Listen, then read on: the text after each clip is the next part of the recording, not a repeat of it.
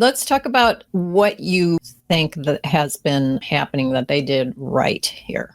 Definitely. So I think a good thing that they've done, number one, kept it out of the public here. So keeping it relatively private for the most part. It is still a little early. July 22nd is when he passed, and it's only August 5th. But assuming that all is going well, one of the things that they have done correctly is set clear beneficiary designations. Ozzy Osbourne reportedly, so this is supposedly, is leaving all of his assets to his children. And I guess that's not very common to leave it directly to children. As far as celebrities goes, a lot of the times they let the managers handle it for the children or dispose also to charities as well. But allegedly, all the assets are going to be distributed to the family and to the children. Also, can't leave out Sharon there as well. Right. To wife and children. Right. Right. Which could potentially avoid, those legal battles later on when children don't get their inheritance. That could potentially come up as time goes on.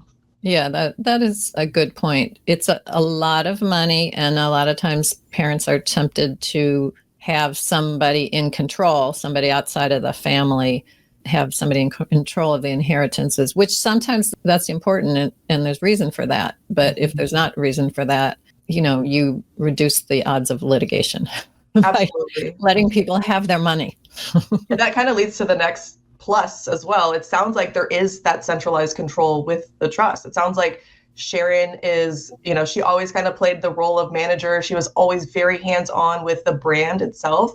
And it sounds like that's going to be an ongoing thing. It's going to be held within the family, kept within the family, protected as far as decision-making goes. It sounds like Sharon is going to be that person. So that's another plus, is having that person who their children probably trust and who's been managing the assets so far to be the one in control as well. Yeah, and some of the assets in this particular case are the kind of asset that need to be managed, that can be exploited or mismanaged. I'm talking about, name, image, likeness, those kinds of assets that tend to be important to the family, and managing them correctly can really enhance the value of the family's wealth.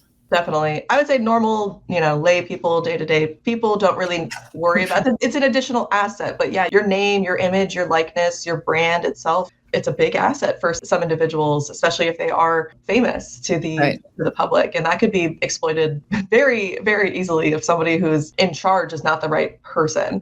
So, keeping it within that family sounds like it could preserve that image that Ozzy built, not just himself, but his family, his brand, his music.